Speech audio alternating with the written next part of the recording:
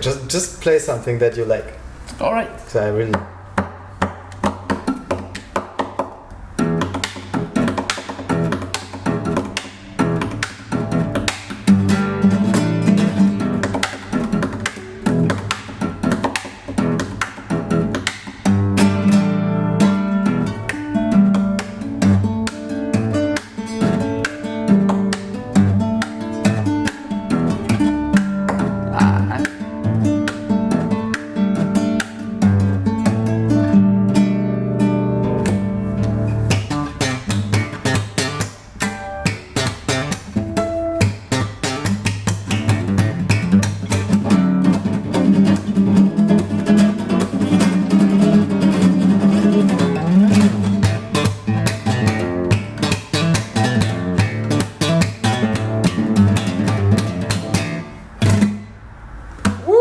Yeah, kind of a mix with there was like Andy McKee drifting song there,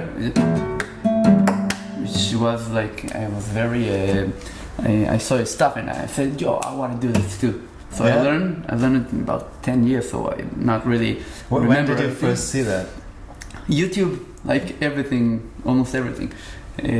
So I saw it's on YouTube and I said, wow, it's cool, all this kind of percussive stuff on the guitar, and I wanted to learn that. And then I had my recital, music recital, so I did this piece, and then I saw more people doing the guitarists and all kind of percussive stuff like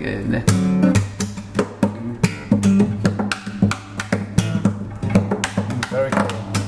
and all this stuff. And I'm also like a drummer and a body percussionist and doing some beatbox, so I was really into this kind of stuff. And so I don't know, I just like this thing. Awesome, it's fun to listen to. Like, also, in the party where we met. I mean, I've seen you before in an event that Tigon did. Like, but in the party where we met, I really liked it. Like, you just had fun, and it's just fun to watch. And you did the salto and like some kind of and I'm doing like a breakdance, and I'm doing like just a non-stop entertainment thing, energies and so positive vibes. Yeah, exactly. So hey everybody, welcome to the DavidNeat show. Today with me is Naor, and we'll learn all about how he got into music and what he does for a living and for fun, I guess. Yeah, cool. Fun and living. Welcome. So when did you first start making music yourself?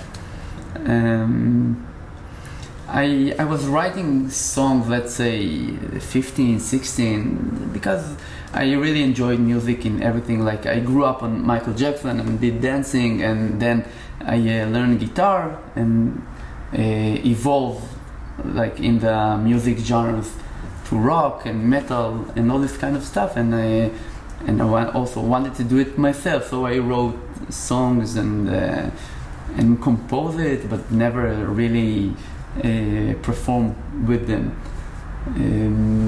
So at age 15 you wrote songs and you just came up with melodies and lyrics? But I mean, it's like, could you write music already, or would you? I mean, did you? Yeah, because when you're a kid and you're just learning the chords and stuff, so you write very basic things, and I just kept writing. I didn't write all the time. I was not like the fanatic who wrote 200 songs in a week or something like that. But I was drawn into all the kind of the music stuff and all the dancing stuff and doing something like I've done like a kind of free run parkour things. So like all the thing with energy and movement and as I speak, it's like I have kind of ADD or something, I don't know. So I was really into this kind of stuff, and music was one of the things that you really can express yourself. So when you do this, you also before, and maybe we'll show this later, but you played piano, you just started improvising, it changed. There were like fast things, and it's very alive. Is that just comes out of you 24/7? Yeah. I have like my motto is if you don't hurt anyone, so do it. Because that I have like colored hair, and I had also this whatever you call it, nail polish. I had it in black. I wasn't like the hardcore metalist stuff, but I liked it, and it prevented me to bite my nails because it was slippery. All right. And so I did all this kind of stuff, and like when I do like the music, so in the piano you can really express yourself, and you can do like slow stuff, and you can do like heavy stuff, and you can do fast, whatever you want. Were you ever like formally trained? Yeah. I learned about 8 years guitar with a teacher. Then I had 3 years off because of the army. I was in the educational corps, and then I learned into college. So I learned 3 years. It was Did you go to Rimon school? No, I was in HED. HED is now part of the Ono Academic College. I did 3 years. I have a diploma in like a professional musician. Which if you look at it, it's not really give you something, because it gives you a lot of knowledge. It gives you a lot of people you meet.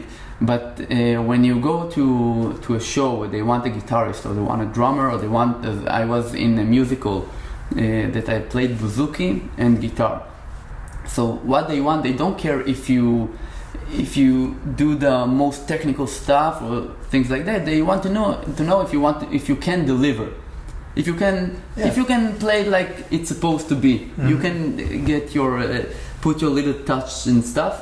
But eventually, I can get A grades in everything, but I don't have a good communication with people, or don't know how to work with other musicians.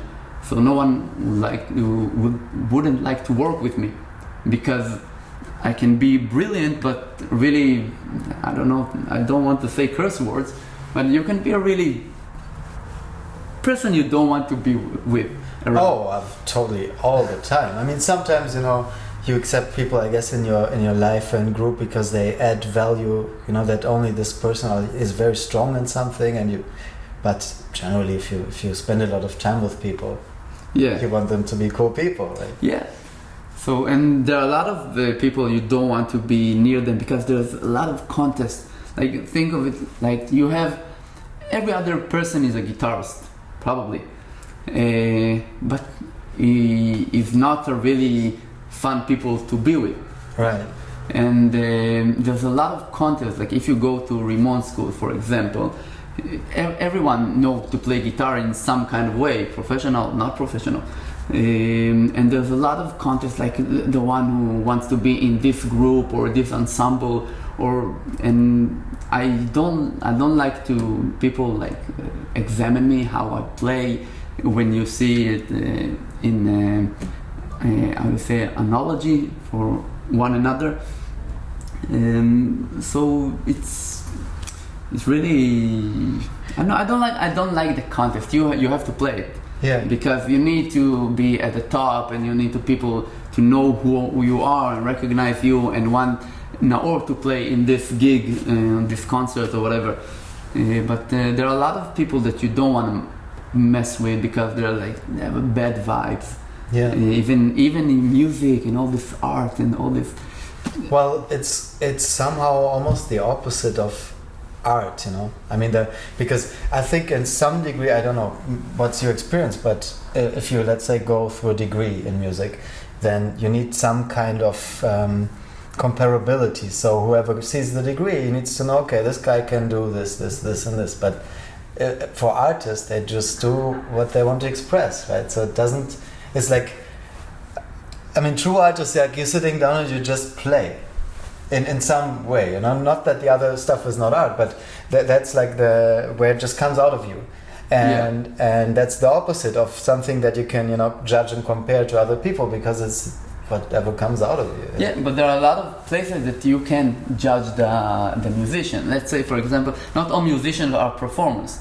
Let's say you compose to a symphony, to some kind of 10 players of like violin, violas, cello, and whatever. So there are all kinds of rules in the classical music, like you're not supposed to have like parallel octaves and all kinds of stuff that jazz don't relate to or not use this kind of principles. And if someone will ask you, I want you to write something like it has the Johann Sebastian Bach vibe. So you cannot go against his principle of parallel octave, but so they can judge some aspects of the music. Or you want to do flamenco stuff. Well, the guitar is tuned differently, but if I'm doing something like this and I'm doing something, so you can judge the performance, because the first one it was only like strumming, and the second one is like it was more close to the original strumming of flamenco, like all this finger stuff. And so you can judge, but eventually it's how you feel about it. If you feel like when you listen to something, it sounds good, so it's good. It's good for you. Do you remember a time where you decided I want to be a musician or a performer? No. Do you have a kind of identity? Do you call yourself a musician or performer? Or? Yeah, I'm calling myself a professional musician. Because if someone wants to hire me to something, he know I'm going to prepare myself. Like I don't like to do the rehearsals in the studio, because I'm saying to people, all right, give me all the charts of the stuff, give me the chords, give me if you have recordings, give me everything.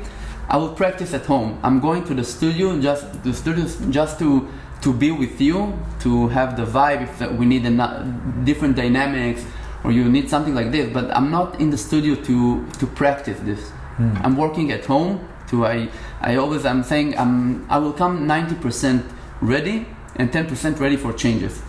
If you need something else, so tell me, but be prepared, because we can do like a year rehearsal, have only one show, which will not be profitable for us. And it just, I don't like it. Give me everything, whatever you have, recordings, you have charts of the stuff, you have the chords, you have everything, I will come ready. So this you can do it. If you call yourself a professional, you have to do something like this. I don't want to waste anyone's time, don't want to waste my time. So this is how I work. And would you say that you are more the type of person that studies stuff by himself? Yeah. Like, I know how to do like I have my business of I'm doing workshops for kids, birthdays and all kinds of events. I'm doing body percussion and beatboxing and all kinds of rhythm, playing on buckets. So I had to learn myself like organic marketing and paid marketing, like Google ads and stuff, and how to edit in Photoshop. I'm not a designer, but I know how to edit. And also how to edit videos. Whatever you need to get your objective, you just learn it by yourself. Yeah, I'm really autodidactic. Because the process is fun. I also built my website on Wix, but I built it myself, and I had a lot of mistakes in the start, and it looked horrible. But you get something from here, you get something from there. Someone tell you change this color, and it will be much brighter or much easier to read. And then you get a lot of stuff, and you combine everything to your skill set. Now that we're already talking about it, what's your website? Where can people find you? So they can write in Hebrew Naor Tifuf, which is Naor drumming, and they can find easily. The website is naorkids.com. In one word, like Naor? Yeah, Naor Kids. NaorKids.com. Yeah, because all right, we'll link it also under the. All right, great. And there are a lot of stuff in YouTube. Like I have 2 series in YouTube. The first one is called Rega Shel Ketzev, which is a moment of rhythm, which I teach kindergarten. Say kindergarten? Kindergarten kids, I guess. My mother tongue is German. Not the kids, their teachers. The gardeners, I guess. The gardeners. Yeah. So I teach like some kind of rhythm they can do with the kids. Let's say I will do something. So I'm saying let's do something like this. Yeah, and they exactly. You can be a kindergarten. So I have like 60 videos, and every video I have something different. So those are video courses for those kindergarten? Yeah, it's 1 minute video every time about something like that, and they can do every day before lunch or something like that. They can do with the kids, put them in a how do you call it? Like in Hebrew, it's hat sitting. It's like a U-shape. Yeah, it's kind of U-shape towards you. Mm-hmm. And like everyone will do it in his turn, or you can spice it up. Let's say if you do something like this, and then say your name. So like Naor, and then David. That's right. And you can do like in this row will do this, and this row will do this, and this row will do this. So you have taka taka ta, taka taka da, pam pam pam, and everybody raise their hands. So I have about 60 videos like this. Cool. So how did you get the idea to do it for kids or kindergartners?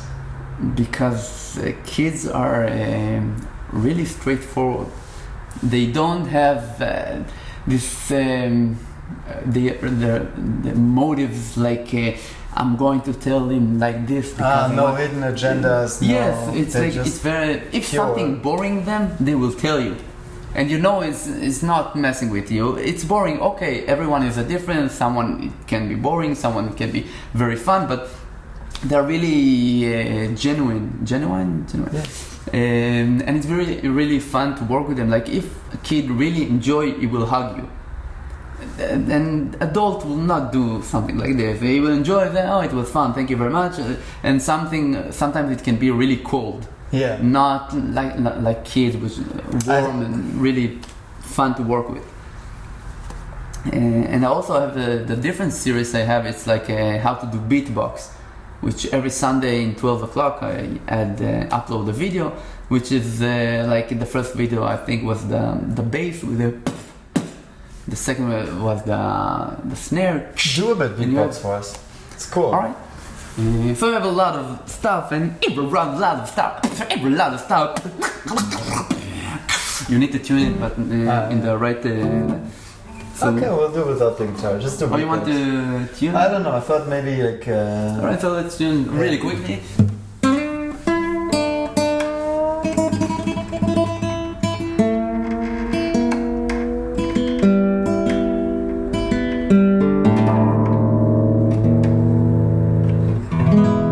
Kind of. All right. So, yo.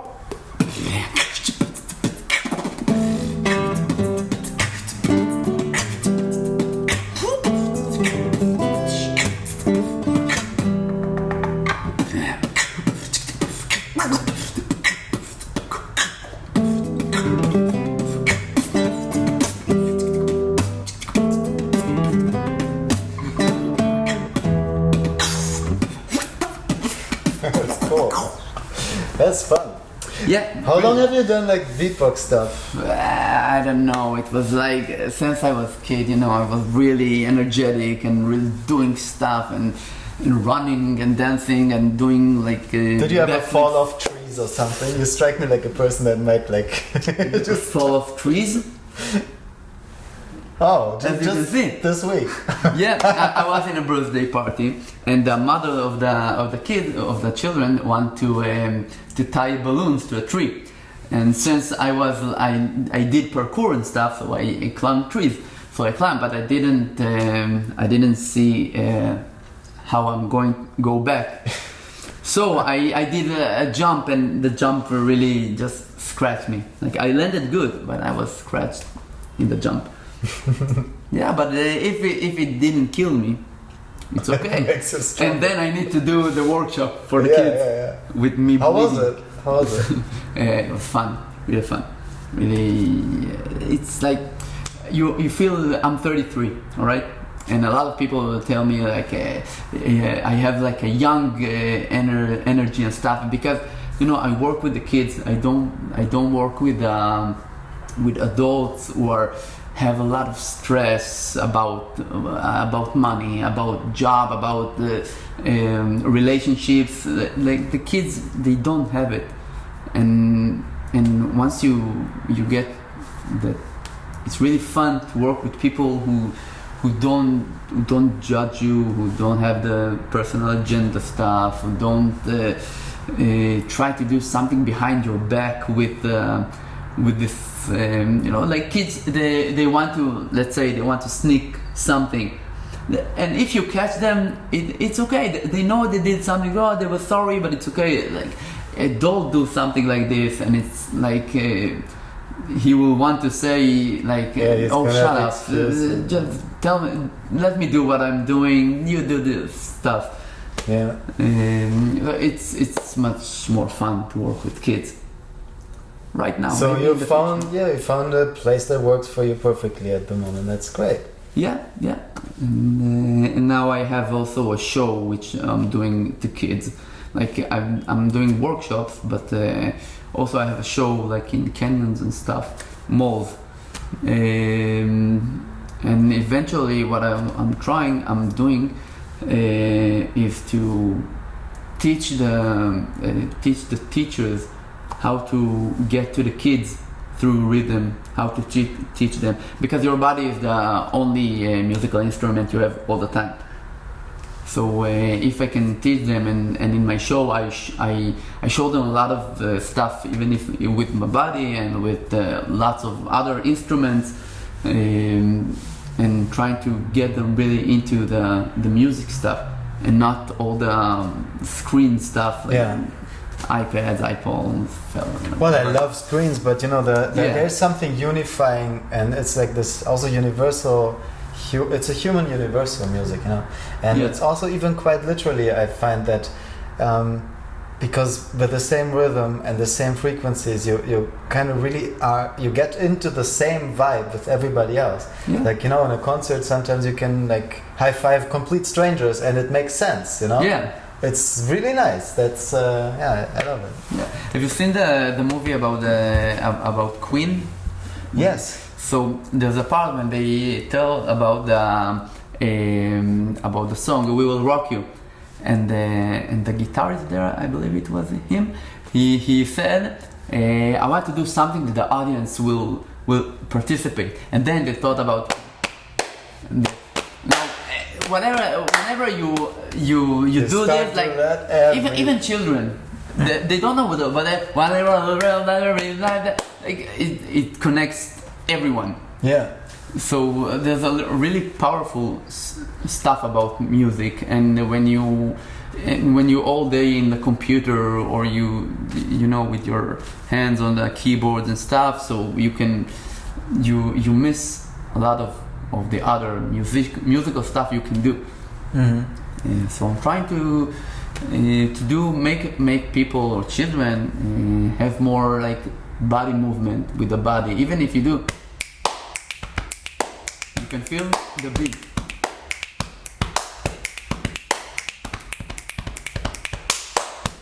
Nice. Yeah, it's fun.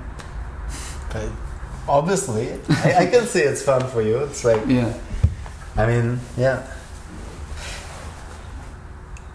I don't know, would you agree that, I mean, all those agendas and all this stuff, it kind of, when you're like in a flow state and you're just making music, it's all gone, right? Because you're just in the moment, or isn't it?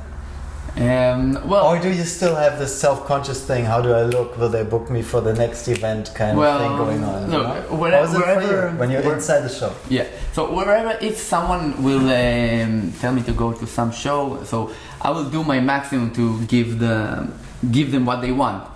But during the show, I can have some stuff like, let's say I had one of my shows. I'm playing It's called jaw harp. It's like this point. Yeah, exactly. Yeah. So I have a part of the show that I'm playing with it, and in the middle of the show, I raised it to play, and I accidentally broke it. So then I have to do something. So I did in the microphone, gong, gong, gong, like it was that. And I heard children in the audience say, "Wow, this is cool," but they don't know I broke it, and it wasn't. It didn't even work. Yeah. So afterwards, I had like my, where I've done good, where I've done bad, and I told to myself, it can't happen like that. Like I have my own spanking about what's gone wrong, and it was bothering me in the middle of the show. But I can tell everyone, wait, let's stop here. I had some bad thing going on. Show must go on. Yeah, show must go on. Returning to Queen. And so there are a lot of stuff. Like if I play a lot of stuff, it's happening a lot. Like I have a problem with memorizing my lyrics. So sometimes, but I'm good in improvising. Yeah. So and I have like, if someone orders like a Coke or order some French fries or something like that, I hear it on stage, and I have a bit of problem to disconnect myself from the audience and be only in the song. Mm-hmm. So it can mess my lyrics, and then I forget the whole chorus or the whole verse. Mainly it's the verse, not the chorus. So or I repeat the first verse, or I improvise something that connects to the song, but the audience they don't know that, because I already do a lot of improvisation. But so I have a problem in disconnect from everything that around. Well, it's like a focus thing, right? Yeah, my focus it's really problem. Like I focus. Well, it makes you probably highly creative as well. You know, it's like there's like a pro and a con to, you know, people who are really, you know, they can be great accountants. They're usually not very creative. Probably. I mean, from like my experience, you know, of also building my own team, it's like super important because we have creative people, but if you let them do whatever they want, they produce a ton of stuff, which is great, but half of it is not according to what we agreed on it should be, you know? So you need this other element too, and they kind of, it's interesting. I think about this a lot, actually, but so you seem to be an extreme on the creative side with all the pros and cons that come with it. But you also seem to be really professional, and you're on time, and you know, like you're organized. So how do you bridge that gap? Because I just assume that's maybe a little bit hard. I think if I was a messy person, it will eventually harm my day. Like when I do my own marketing, when I call people, I have very organized list. In really extreme way organized, like everything, and I have two erase board. How do you call it? Okay, yeah. So I have like two boards in my living room.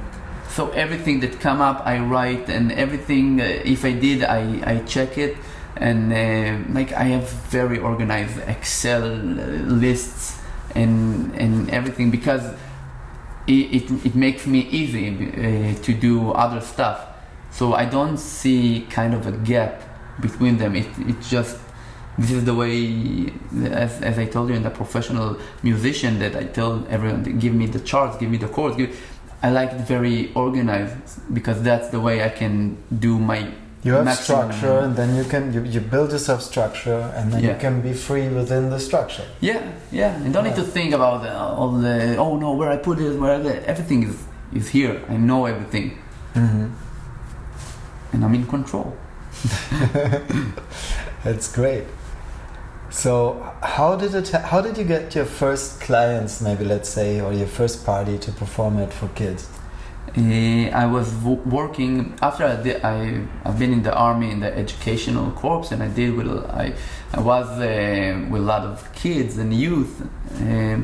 So I worked in after school. I don't know how to call it, like in Hebrew Tzaharon, which is like after that the kids are staying about 2 hours after school. They make homeworks and make so. I had a lot of connection with kids, and I told like my managers, so I want to do some workshop for kids, just to try it. And I did a bunch of workshops in here and there, and then I had the more experience in how to deliver the stuff, how to answer kids correctly, how to use your methodical stuff you can use in your workshop. Like if you stand and you just talk, you're not with them. They have need certain movement. You can be like a monotone with them. You have to move, talk with your hands. You have to do something like clapping the hands, and then they wake up, something different happen. Like, so I had a lot of experience with kids before I did all the workshops in birthdays and in summer camps. I had a lot of experience, and I saw things that don't work and things that do work. And I kept the one who worked, and always trying to build it up more.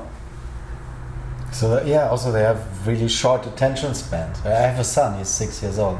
And it's like, Papa, and I'm like, okay, can you give him like 2 minutes, please, just to finish? And he's, all right. And then like 5 seconds later, it's like, Papa. Yeah, so but it's the way they are. It's like you need to give them something to do. I remember even when he was really small, if I wanted him not to have, let's say, the knife, right? He grabbed the knife. So then the best way to get it was to give him something else. And it just goes to the next thing. Yeah. So you have to constantly keep them on the... Yeah. And you have look, I'm sure it's not going to be a 3-hour video, but like there are a lot of stuff. Like there was how do you call it, the marshmallow, there was oh man, I forgot the word. They gave kids like a marshmallow, and they told them you can eat it right now, or you can wait 10 or 15 minutes and then you get another one. So if they have enough motive to have another one and understand that they have like double the price, so they will wait. Like if you would told your son, if you right now won't take this knife, later there will be something that will really you really want. So he maybe understand that if I'm not taking this right now, I'm going to have something bigger later. So I better not take it. Yeah. It's like if you know the Pavlov with the dogs and the bell. The classical condition. Exactly. So it's the same. It's work with humans and kids, and it's work like if you tell to a kid, don't walk in the how do you call it, the crossing in the road.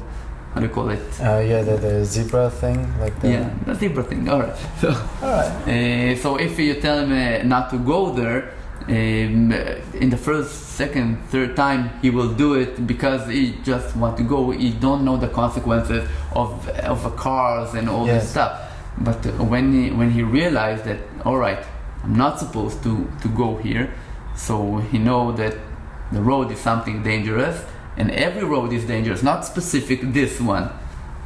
So they understand like the whole concept, the group of things called a road or something like this. Yeah, and that's how you can manipulate kids in a lot of kind of way like this. Not for a bad thing. But you can. It's also have like the NLP stuff. Are you into that stuff? I'm a bit of I saw like YouTube channels about NLP, and I read books about it. And in the minute you're doing this kind of programming, so they understand it, and they understand, like, if you tell someone, I don't have right now an example. In Hebrew, it was much easier for me to give an example.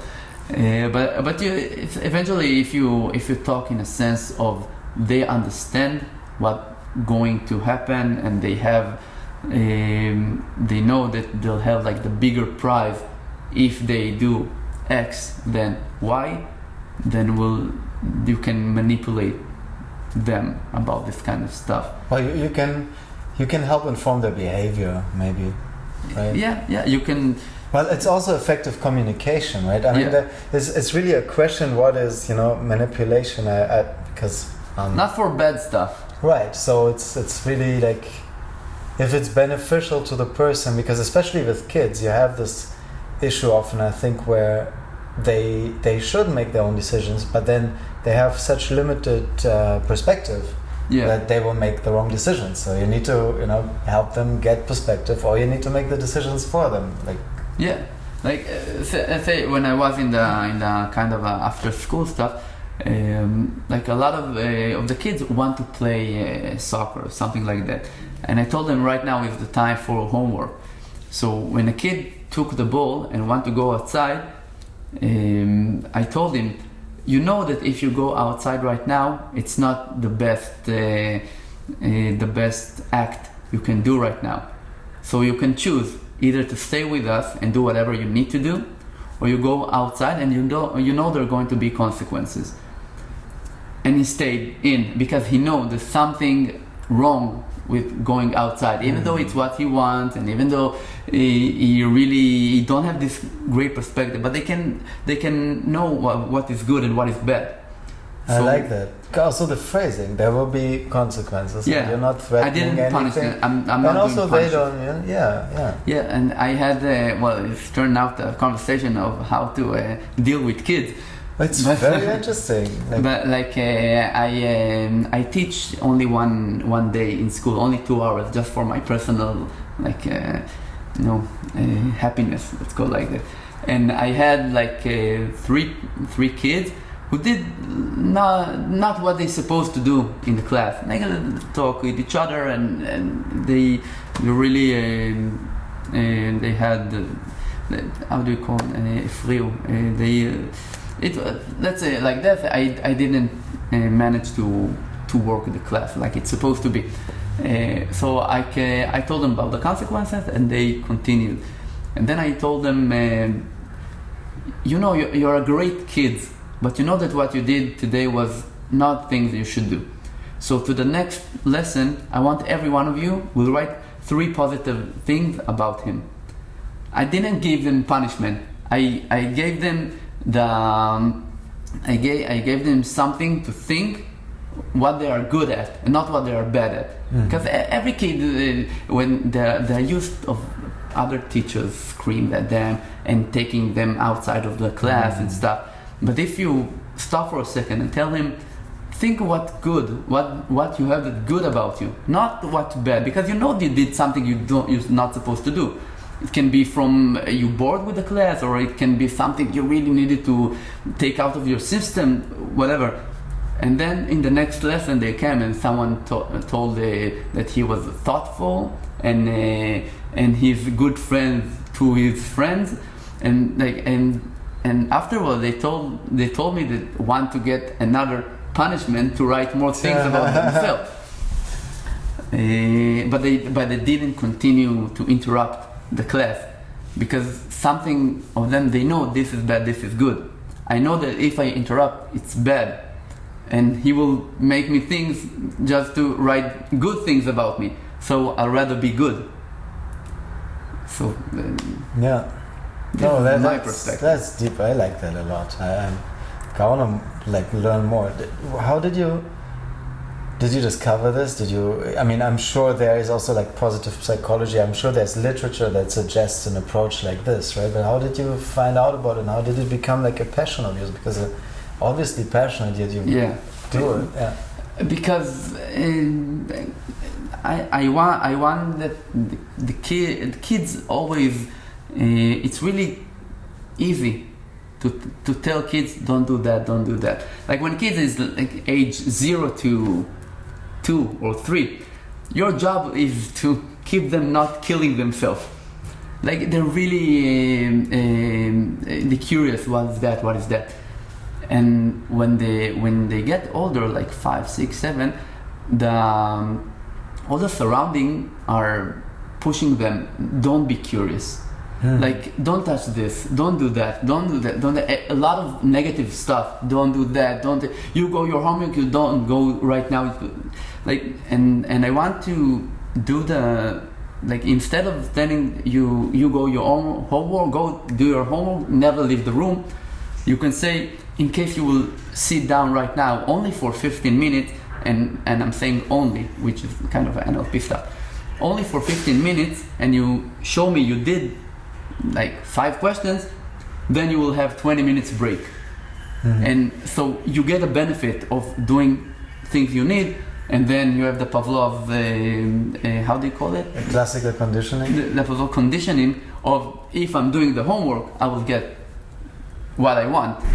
So you have 2 positive things, and not just do your homework and then he's pissed off at you and not doing it correctly, and then the teacher call you, your son didn't do that, your son didn't do that, and you need to... Well, it requires you also to be very present and very empathic to them and think, what could happen. Be creative. In your punishments. Yeah.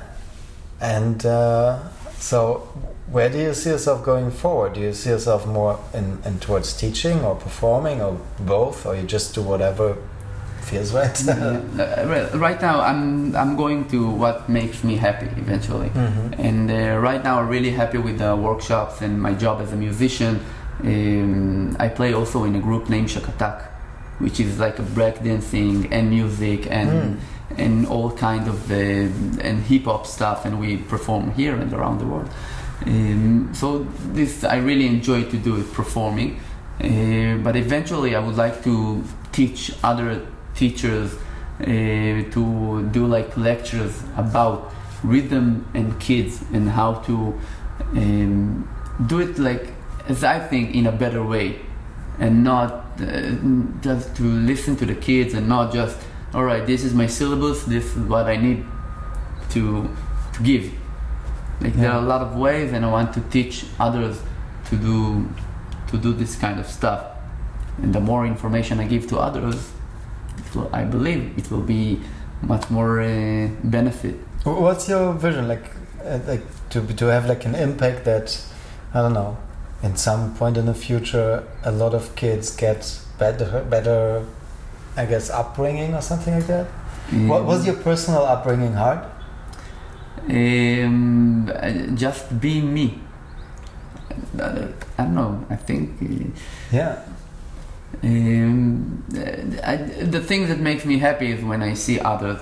Were you ever confused about who you are, or were you always being yourself? Look, I was like the one with the black nails, and as you can see, the color in hair, and the society, like even friends, why do you do it? I was in black clothes, not because I was believing in Satan and all the stuff that people told about me. It's just I liked it that way, and people a lot of times are telling you, or even directly or not directly, don't do something. Like because you, as a grown-up, you are thinking what the others will think about me. Kids don't act that way. They don't care how you think about them. They're doing something because they have they want to do it. And they're not doing it because of something motive or bad or something. They're doing. The kid that ran to the road to pick up the ball, he just went to pick up the ball. He didn't think about anything else. And as a grown-up, 15, 16 years old and above, you're too much in thinking what people will tell about me, what they are saying behind my back, what they like. I have a business of my own. Like, a lot of people will tell you when I learn music in college, but what will you do afterwards? Because it's not ordinary to learn music and be successful. But if you go deep inside, you know that maybe they were a musician and they understand they could not make their music as a job, so they compromise on something else, and instead of encourage you, they block you. And maybe this block is because they don't want you to get burned as they got burned. But if you won't try, you never know. Right. So a lot of people what do you have to lose anyways? I mean, we're all gonna, we have a short while on this earth. Yeah. If we don't do what we want to do, Yeah. This is my biggest fear, is that one day I'll be old and I'll just sit there and I'm like thinking about the things that I would have wanted to do. I don't want that, I'd much rather fail at all of them. Yeah. Jim Carrey said there was like a degree students and their degree of something, and it said you can fail at what you don't want, so you might as well take the chance on something you love. Oh, that's a great quote. It's a great quote. You can fail at what you don't want, so you might as well take the chance on something you love. On something you love. And there are a lot of great, like there was someone named Randy Pausch, which was he was a lecturer in the Carnegie Mellon University. Mm-hmm. And there was a thing that called the left lecture, which is the left lecture. I've seen that. That is awesome. Yeah. So but tell the story. So he got cancer, and then it was really the last lecture, because it's supposed to be the last lecture of this lecturer because he's going to retirement or something. And he had this quote: "You're not in charge of the cards you're given, but you're in charge of the way of your playing." Mm-hmm. Just he said it in rightful way, like not this is what I remember. So you can manipulate on side. It's not only fate that says no, you need to be like that, you need to be like that. A lot of people are afraid to take action, and it's okay to fail. If you don't, you can. There are a lot of, like, I think the Angry Birds app, the game. So the company that made it, I think they made about 40 games before Angry Birds. Like, until I believe I'm not saying something wrong, something like that. Well, it's true for countless examples. Yeah, like they failed, and this one game made them succeed. So it's okay to fail, but you need to learn from it, not just to fail. All right, let's fail again. Yeah, let's do the same thing again and fail again. Yeah, see what happened. Why you fail? Is it because of money problems? Is it because you didn't have the community you wanted to have? Let's say it's like the thing about selling popsicle to Eskimos. Yeah, like they're not your customers. They don't need this. But if you sell them a coat, it's better. It's a difference. So you need to understand who can be your customer, where are they, and what do they want or need. Yeah. And then you fail at once. All right, where did you fail? All right, learn this, and in your next project, think about it and how you can answer this kind of pain to customers, and then you will succeed here. You fail here. Where did you fail? You fail in the same spot, or you fail because you didn't put a lot of money in marketing, or you market something that other has instead of your personal benefit that others don't have. Mm-hmm. So and if you take it to the music part, so there are a lot of guitarists, there are a lot of drummers, there are a lot of stuff, but what makes you special? Why someone will take only you and not someone else? So if I'm working with kids and I do the party percussion or the beatbox, I'm sure there are a lot of people doing beatbox, and they can say easily, oh, now I'm working with kids, but they don't have your experience, they don't have your method, they don't have your maybe a charismatic approach, maybe they don't have, you have a lot of stuff. I said last year when I ended in the school, I gave my students, they're like my first grade, third grade to sixth grade, I gave them a little mirror, and I wrote them the best thing that the best thing that happened in your life was you. So you can do a lot of stuff, but people are afraid or block themselves, or you need to, take the chance, and even if you fail, learn from it, and then do something like that, and make yourself as something as unique.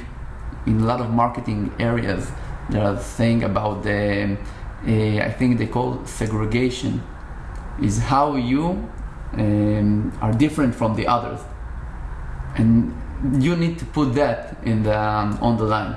People need to know, why will people watch your YouTube channel?